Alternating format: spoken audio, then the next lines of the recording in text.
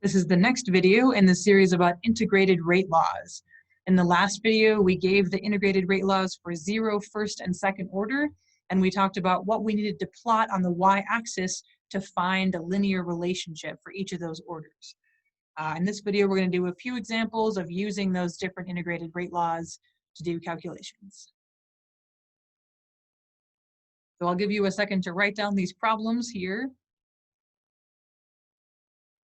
Okay, so the first question says the reaction 2A goes to B is first order in A, and it has a rate constant of 2.8 times 10 to the negative second inverse seconds at 80 degrees Celsius. How long will it take for the concentration of A to decrease from 0.88 to 0.14 molar?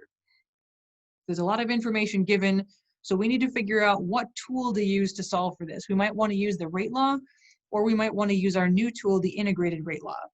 So it doesn't help to write out both of them just to figure it out, but the rate laws depend on the order.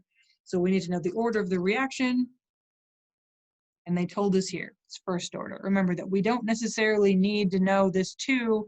This doesn't tell us the order. We have to find the order by experimentation. So it's first order.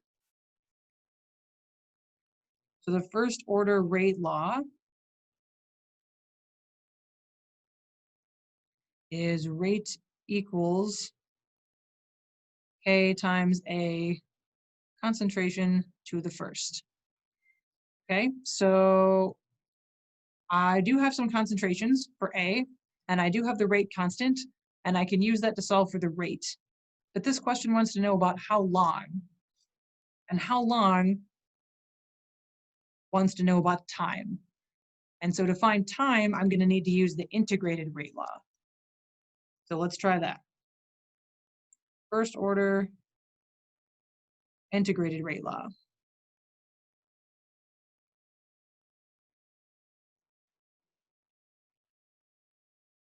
So the first order integrated rate law, we can look at our notes that we just made because they're beautiful.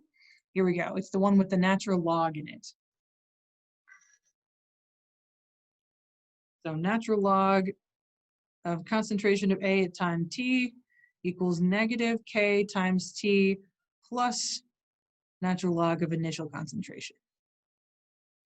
And so now this one has a time in it. So we're looking to find the time. We have the rate constant. We have two concentrations.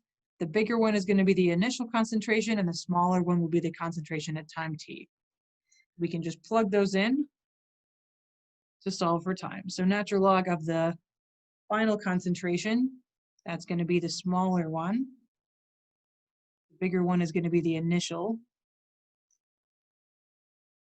So natural log of 0.14 molar equals negative our K constant, that's 2.8 times 10 to the negative second, times time, which we're trying to find, plus natural log of the initial concentration, 0.88.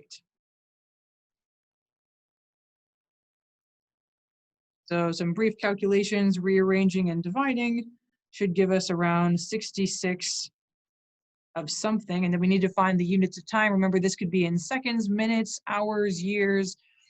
Just depends on how fast the reaction is. So we look to our rate constant. The rate constant was in inverse seconds. So this is going to be 66 seconds.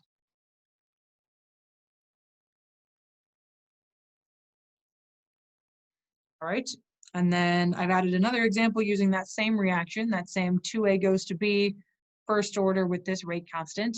This time, the question is, how much of A is left after 2 minutes if we started with 1.7 molar? So again, it wants to know how much, that's a concentration, and it gives us 2 minutes, it gives us the time. And if it gives us the time, that means we're going to want to use the integrated rate law. So our integrated rate law for first order, natural log concentration of A at times t equals negative KT plus natural log initial concentration. We have the time. We have the rate constant for the previous one. And we were given this number. It says we started with 1.7. So that's an initial concentration. So we have that, and we want to know how much of it is left at a certain time. Oop, I checked off the wrong one. Initial concentration is this one. We're looking to find this one. How much of A is left after 2 minutes? We can plug that in. So natural log of concentration at 2 minutes is negative. Rate constant again here, 2.8 10 to the negative 2. And I'm going to include the units this time as inverse seconds because we'll see that our time is in units of 2 minutes. And so we need to make sure that whatever unit we choose, that we use the same unit for the rate constant as for the time. So sometimes you may have to convert your time into the same unit as the rate constant. That cancels and that cancels. We're good. And then plus natural log of the initial concentration, which was 1.7 molar. Okay, so we can rearrange and multiply. We can add all this together. We get the natural log of A at times t, time t, I just can't say that, equals negative 2.83. And then we want to get this term alone. And so remember that we undo a natural log by taking e to the natural log. So we'll take e to both sides, and the e to the natural log will cancel, leaving just a to the t and e to the negative 2.83 on the other side. All right, so if we plug that into our calculator, we should get A equals 0.059 molar.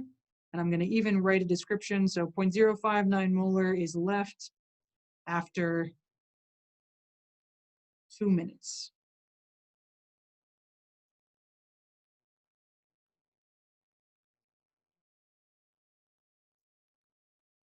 Okay, and let's even do one more because we're feeling sporty.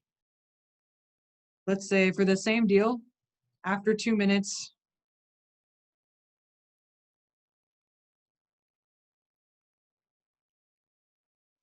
how much of A was used up?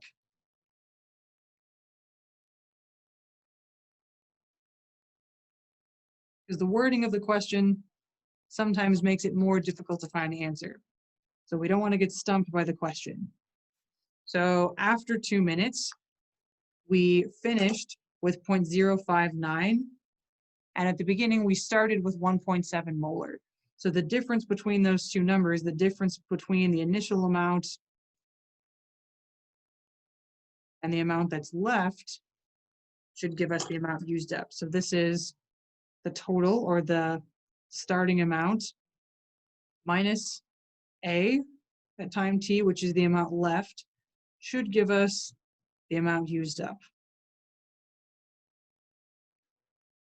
So that's going to be our 1.7 minus 0.059.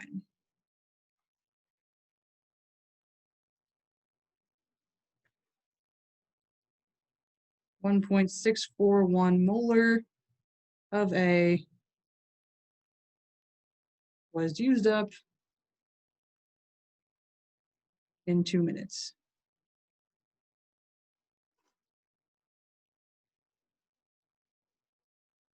There's all different kinds of questions we can answer with our integrated rate law. In the next video, we'll take some data sets and we'll look at how to use the data set and the integrated rate law to find the order of a reaction.